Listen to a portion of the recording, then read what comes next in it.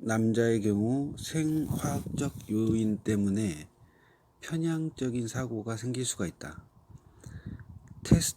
테스토스테론이라는 호르몬은 과잉 확신을 불러온다.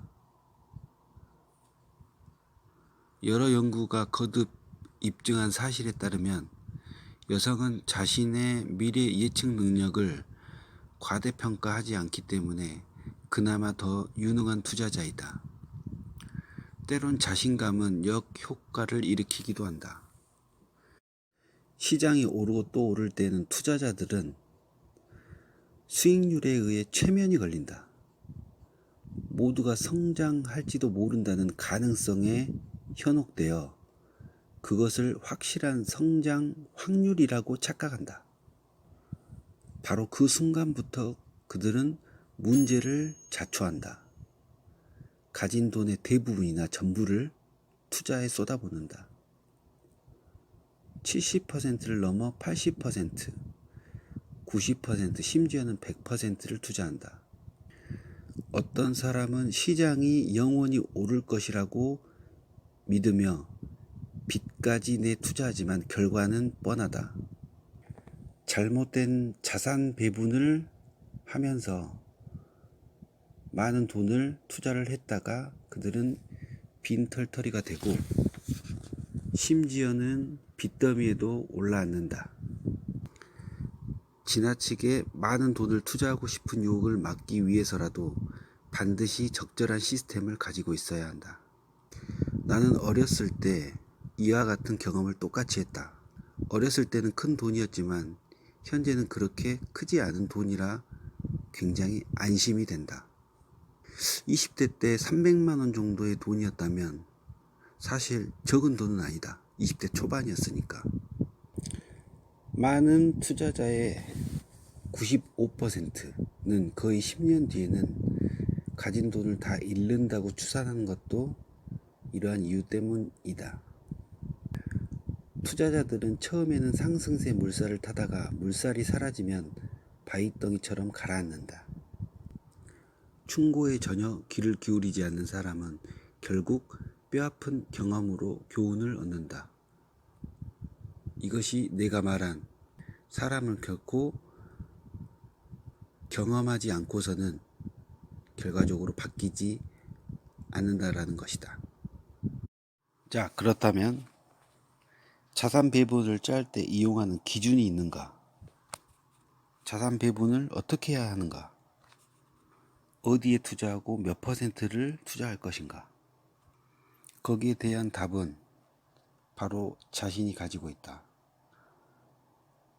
어떤 비율과 방법적인 전략이 자신의 마음에 안정을 주는가? 내가 밤잠을 설치지 않고도 괜찮은지가 가장 중요하다. 예를 들면 올해 중순경에 나는 전량 주식을 매도를 하고 기회를 틈타 다시 재진입을 하려고 했었다.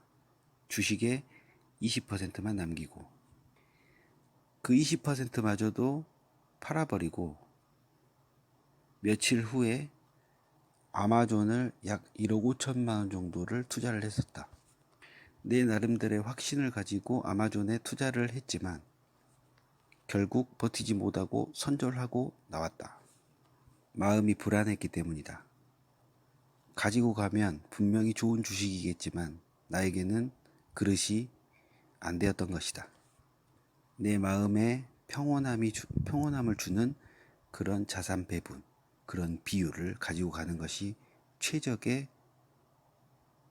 투자 방법인 것이다. 그리고 자산 배분인 것이다.